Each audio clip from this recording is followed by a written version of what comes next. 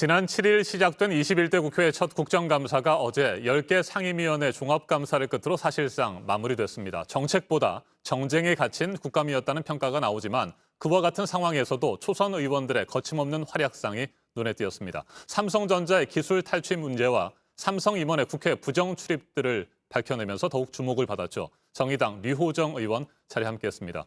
어서 오십시오. 네, 안녕하세요. 정의당 류호정입니다. 네, 초선 국회의원으로서 21대 국회 첫 국감을 아주 잘 치르신 것 같습니다. 이번 국감의 스타 의원이다, 이런 평가도 받고 있는데 어떻게 생각하세요?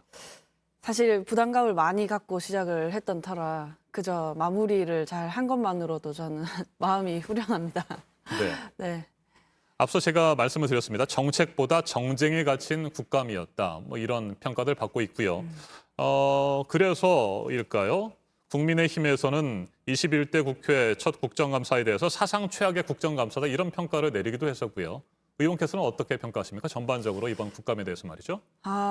이번 국감뿐만 아니라 사실 전 대정부 질문 초기부터 쭉 이어져 온다고 생각을 하는데요. 저희가 총선 기간에 분명히 일하는 국회를 만들겠다, 네. 싸우는 국회가 아니라 그런 약속을 하고 임기를 시작했잖아요.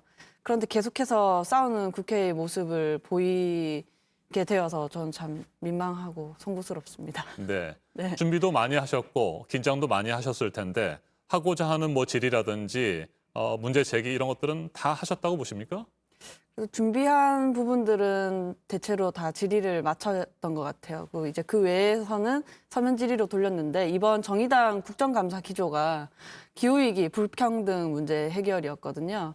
그래서 저도 이제 핵폐기물 관련 공론화 문제라든지 대기업 기술 탈취 문제, 네네. 그다음에 현장에서의 노동자 안전 문제 이런 것들을 그 기조 하에서 다루게 되었습니다. 네. 삼성전자의 기술 탈취 문제에 대해서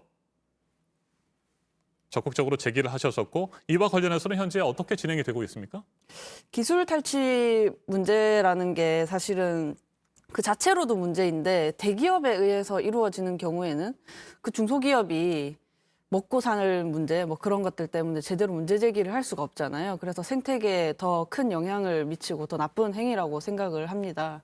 당시에 저 외에도 기술 탈취 문제에 대해서 송갑섭 의원님이라든지 여러 분들이 문제 제기를 해주셨고 이후에 이 부분에 대해서 공감대가 형성이 되어서 국정감사 후에 피해자들께 어떤 증언을 듣거나 다른 토론회를 통해서 상임위 차원에서의 어떤 입법 발의를 해보자 이런 이야기까지도 나누었습니다. 네. 삼성의 간부가 기자증을 비추고 보여주고 국회 무단으로 출입한 이 부분에 대해서도 강하게 문제를 제기하셨고 이와 관련해서 여야의 카르텔이었다, 이런 비판도 하셨는데 이 부분은 어떻게 처음 문제 제기를 하게 되셨습니까? 제일 처음 삼성전자 부사장이 증인 채택이 되고 나서 그 이후로 이상하게 대관 담당이라고 하시는 분이 계속 찾아오시더라고요.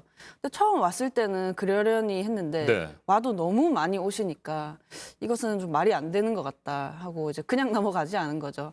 그래서 알아봤더니 기자 출입증을 활용해서 입장을 이렇게 출입을 하고 계셨고 이 부분에서 문제 제기를 하게 되었습니다. 네.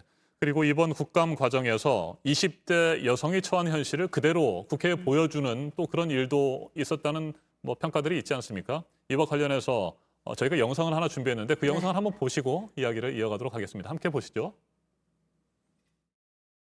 그 당시에는 계약직, 정규직 이런 게 네, 없었지 않나 그렇다고 싶습니다. 해서 허위 기재가 용인되지는 않고요. 허위 진술로 네. 허위 기재라고 허위? 네. 자, 잘 봤습니다. 어이라는 말이 2번 나왔습니다. 네. 정말 어이없는 일이 벌어진 것이기도 한데 이게 어떤 상황입니까? 당시에 제가 공영 홈쇼핑 본부장의 입사 지원서와 실제 경력서가 다른 것에 대해서 이제 허위 기재에 대해서 제가 질문을 하고 있었거든요.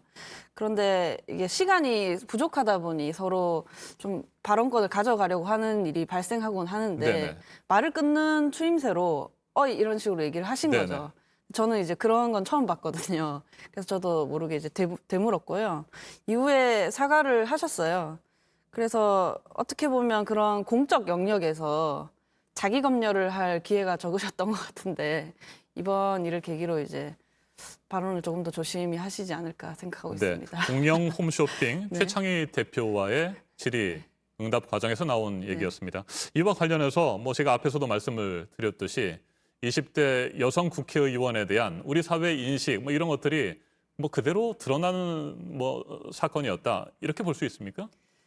일련의 사건들이 있었죠. 네. 뭐 제가 원피스를 입고 뭐 본회의장을 갔을 때라든지 이번 같은 경우에 어떻게 보면 국회의 평균이 지금 50대 중년 남성이거든요. 그 평균이. 제가 평균에서 가장 먼 사람입니다.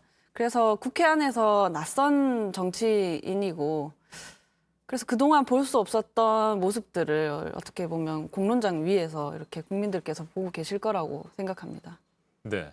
자, 지금 국회에서 5월 30일에 임기를 시작한 이후에 한 뭐 5개월가량 지내면서 다양한 것들을 경험하셨을 텐데 앞으로 또 국회에서 개선해 나가야 할 상황 또 적극적으로 문제를 해결해야 할 그런 것들도 많이 있어 보이는데 앞으로 가장 주력해서 이 문제만큼은 국회의 잘못된 분위기라든지 문제점들을 해결해야 되겠다 뭐 이런 것들이 있습니까? 그 부분에 대해서는 네. 콕 집어서라기보다는 대체로 이런 문제들이 발생하는 게 좋은 거라고 넘어가면서부터 생기는 것 같아요. 아하. 그래서 저도 그것에 익숙해지지 않고 좀 관찰을 계속 해야 하지 않을까 하는 생각을 합니다. 네.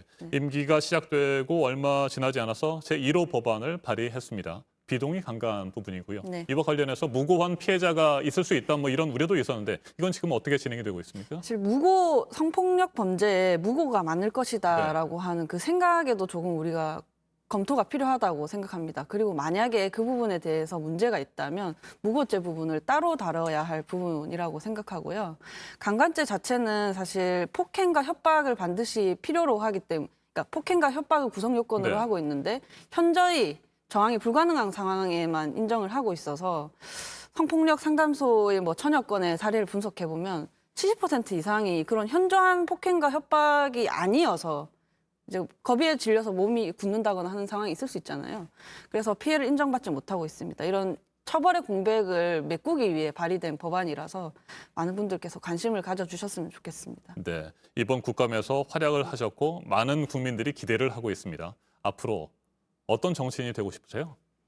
저는 항상 이야기하는 게 있는데요. 임기가 끝났을 때 필요할 때 곁에 있었던 사람으로 남고 싶습니다. 정치는 사회적 약자의 무기라고 생각하고 국회의원은 권력이 큰 사람, 권한이 많은 사람이기 때문에 더 권력이 없는 사람 곁에 있어야 한다고 생각합니다. 네. 얼마 전에 다른 매체 인터뷰를 한번 보니까요. 정의당의 집권이 최종 목표다. 이런 말씀도 하셨어요. 네. 얼마나 걸릴까요, 시간이? 글쎄요, 제가 사실 제가 산 만큼 또 살아도 뭐 그때 정년이 어떨지 모르겠지만 현재 기준으로는 산 만큼 더 살아도 아직 정년이 아니거든요.